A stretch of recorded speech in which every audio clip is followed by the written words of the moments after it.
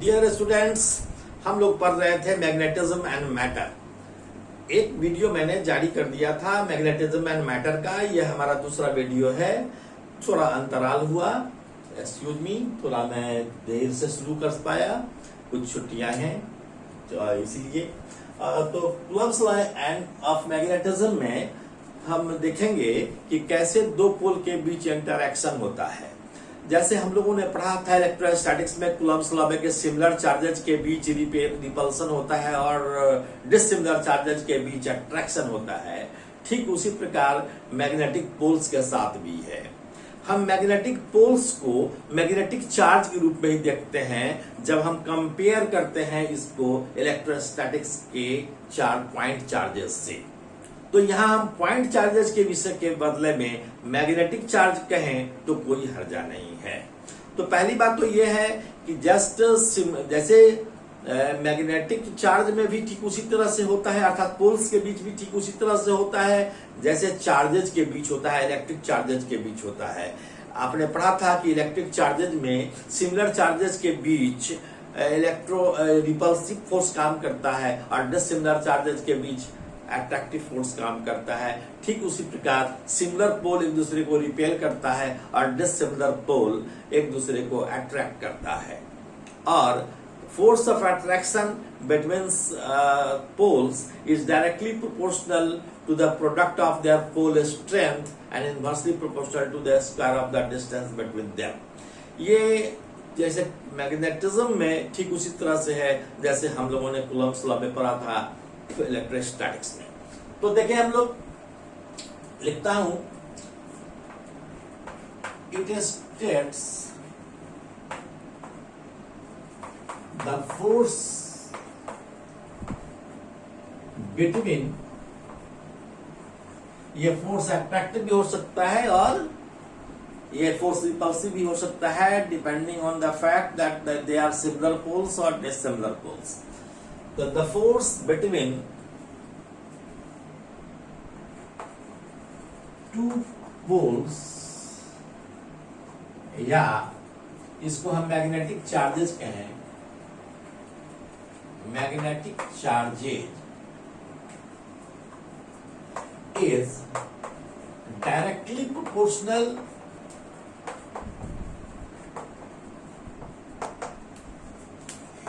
to the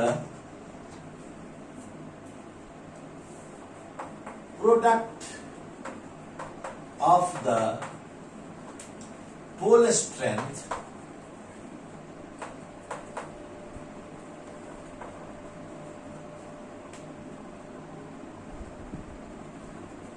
of the pole strengths and inversely proportional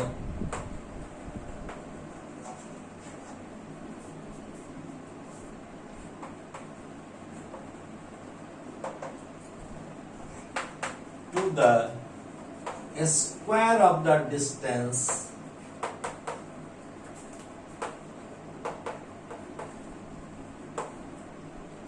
between them।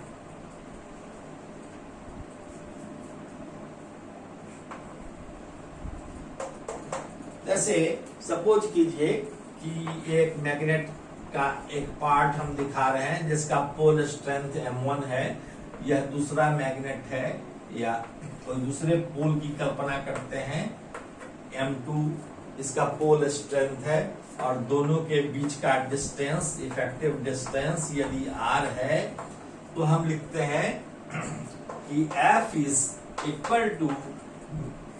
is proportional to M1 into M2 and inversely proportional to R square। और यदि दोनों को मिलाकर constant से multiply करते हैं तो लिखते हैं F is equal to mu naught by 4 pi into M1 M2 divided by R square। तो ये फोर्स दोनों के बीच काम करता है। म्यू नॉट बाई 4 पाई यहाँ प्रोपोर्शनलिटी कांस्टेंट है। आप जानते हैं मैग्नेटिक इफेक्ट ऑफ करंट में मैंने बताया था कि म्यू नॉट बाई 4 पाई का वैल्यू कितना होता है, 10 to the power -7, और यूनिट क्या लिखेंगे आपको मैंने बताया था। ठीक उसी प्रकार से यह म्यू नॉट को हम परमिएबिलिटी ऑफ द हम permeability of the free space कहते हैं, या आपको पहले से परिचित है। तो इसको हम ज्यादा डिस्कस करना नहीं चाहते हैं। यह जैसे इलेक्ट्रोस्टैटिक्स में था वैसे यहाँ भी है, और हम इसी को मैग्नेटिक फोर्स कहेंगे। यह मैग्नेटिक फोर्स है, M1 और M2 पोल स्ट्रेंथ्स है। Where M1 and M2 are pole strengths. M1 और M2 पोल स्ट्रेंथ्स है। आगे हम बढ़ते हैं, इसको भी करना है।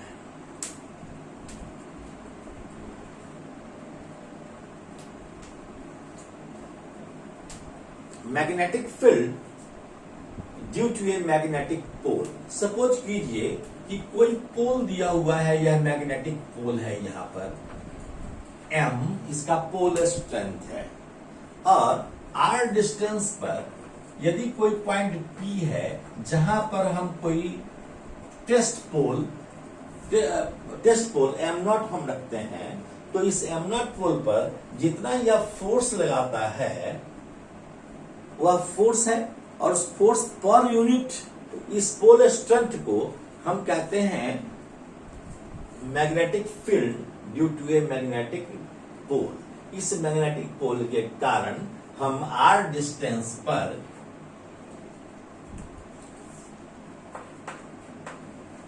Magnetic field due to a given pole of a strength of pole strength, या simply a strength M, is defined as E is equal to जितना फोर्स लगता है, force per unit magnetic per unit test magnetic जो pole है उसका strength को हम कहते हैं, और इसको हम लिख सकते हैं μ0/4 पाई और M/r²।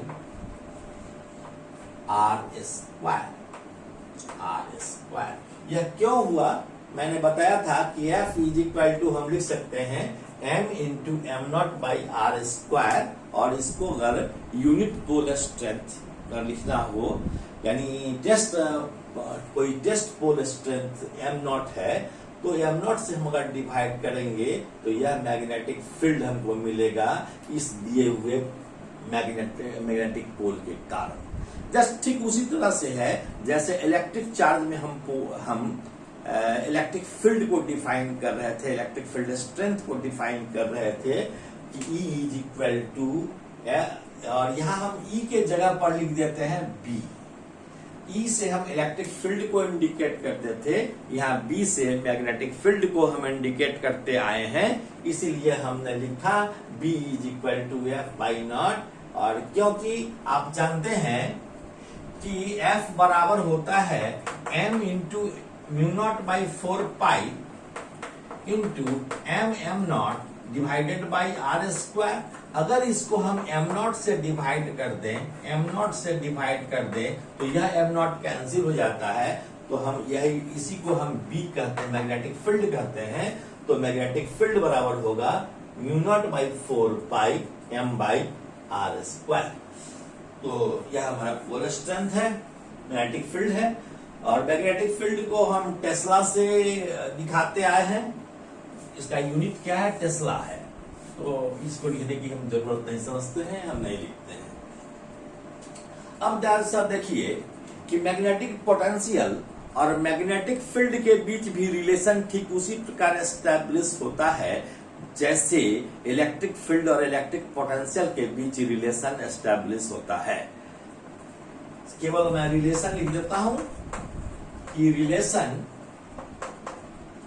बिटवीन मैग्नेटिक पोटेंशियल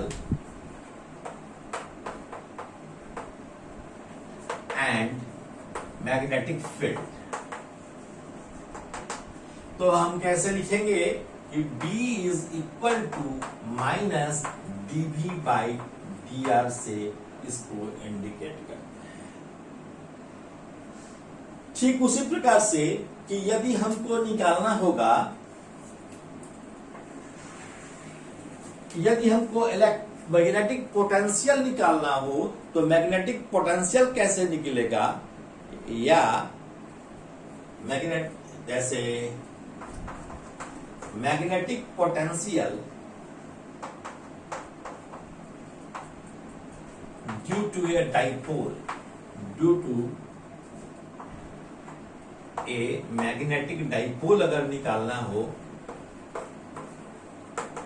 तो हम कैसे निकालेंगे, ठीक उसी प्रकार से जैसे कि हम इलेक्ट्रिक डाइपोल के कारण निकाले थे। सपोज कीजिए कि यह एक शॉर्ट बार मैग्नेट है। इस शॉर्ट बार मैग्नेट इसको कल्पना करते हैं, एक तरफ इसका पोल स्ट्रेंथ हम +m डालें और एक तरफ -m डालें, चाहे M1 और M2 भी हम लिख सकते हैं।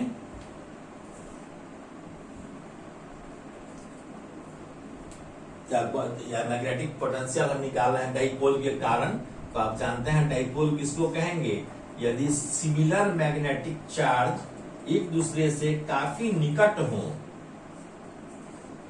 एक दूसरे के काफी निकट हो, तब यह मैग्नेटिक डाइपोल बनाते हैं। If two magnetic charge of same strength but of opposite nature are placed very close to each other, then they constitute a magnetic dipole। तो यह मैग्नेटिक डाइपोल कंस्टिट्यूट किए, और इस दोनों के बीच की दूरी अगर 12 है, हमने माना इस दोनों के बीच की दूरी 12 है, तो इसका सेंट्रल पोजीशन यहाँ है। कोई पॉइंट P पर अगर हमको निकालना है तो P का कोऑर्डिनेट सपोज कीजिए कि r थीटा है, यह एंगल थीटा है और यह r है, तो मैग्नेटिक पोटेंशियल ठीक हम उसी प्रकार निकालते हैं जैसे इलेक्ट्रोस्टैटिक्स में निकाले थे।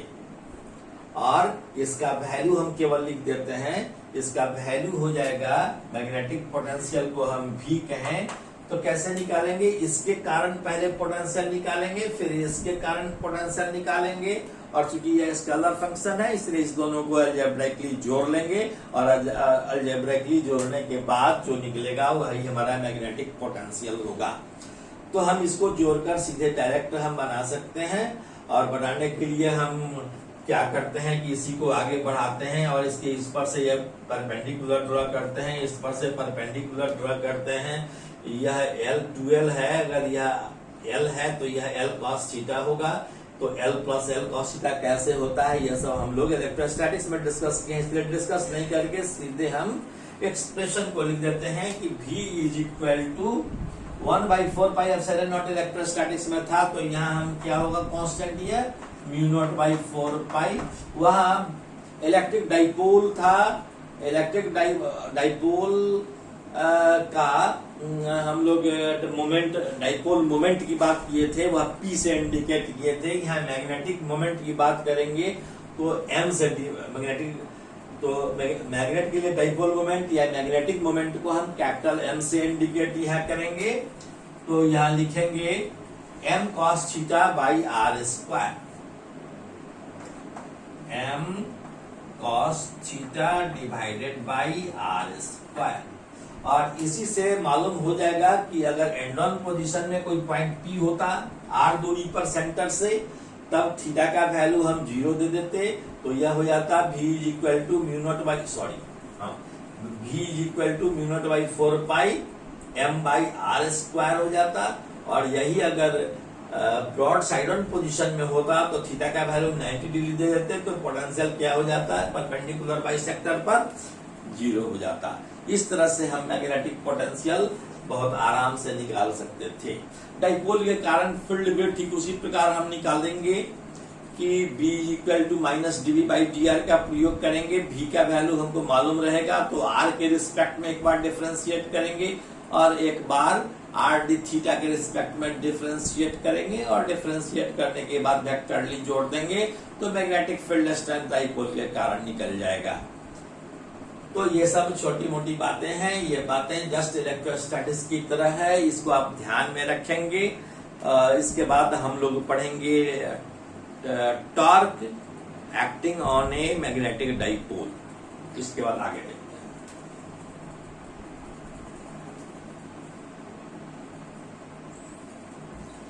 ये अगला टॉपिक है torque acting on A magnetic dipole. Suppose कीजिए कि यूनिफॉर्म मैग्नेटिक फील्ड है, यह यूनिफॉर्म मैग्नेटिक फील्ड है। इस यूनिफॉर्म मैग्नेटिक फील्ड में हमने एक डाइपोल, मैग्नेटिक डाइपोल को रखा। यह कोई मैग्नेटिक डाइपोल है, यह कोई मैग्नेटिक डाइपोल है। इसमें मैग्नेटिक चार्ज प्लस m यहाँ है और मैग्नेटिक चार्ज माइनस m यहाँ है, और 12 इसका लेंथ है, 12 इसका लेंथ है। तो ऐसी स्थिति में मैग्नेटिक फील्ड यदि B हो तो क्या होगा, mb फोर्स इस डायरेक्शन में लगेगा और इस पर mb फोर्स इस डायरेक्शन में लगेगा, निगेटिव।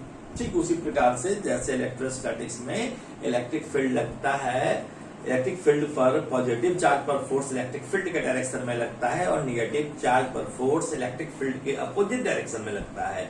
ठीक उसी प्रकार यहाँ मैग्नेटिक फील्ड के कारण इस मैग्नेटिक चार्ज पर प्लस m चार्ज पर मैग्नेटिक फील्ड के डायरेक्शन में फोर्स लगता है mb, यानी यूनिट पोल पर फोर्स लग रहा है b, तो m पोल पर कितना लगेगा mb।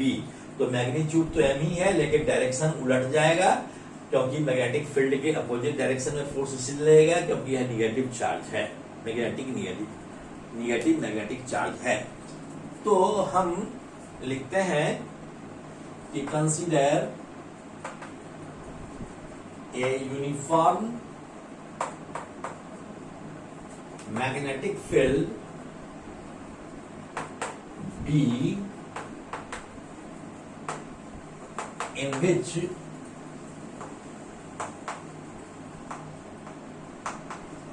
a magnetic dipole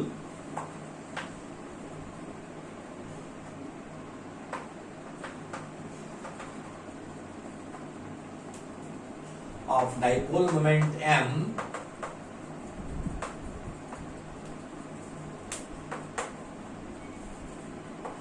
is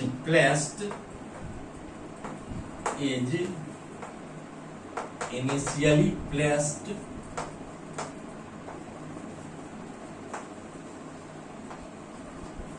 making an angle theta with it.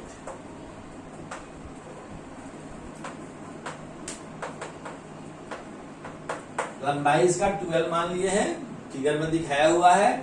तो फोर्स तो mb लगेगा, force acting on them is mb। तो टॉर्क क्या होगा, टॉर्क बराबर हो जाएगा फोर्स इनटू परपेंडिकुलर डिस्टेंस। ये डिस्टेंस क्या हो गया, यह 12 है, यह थीटा है, तो यह डिस्टेंस हो जाएगा 12 साइन थीटा।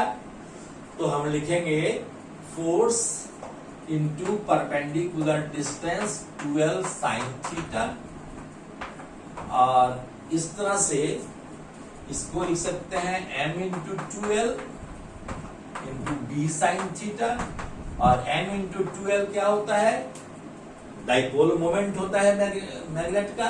तो मैग्नेट का डाइपोल मोमेंट कैपिटल M है, तो m b साइन थीटा। और इसकी को यदि हम टाउ या टॉर्क बराबर हो जाएगा m b साइन थीटा।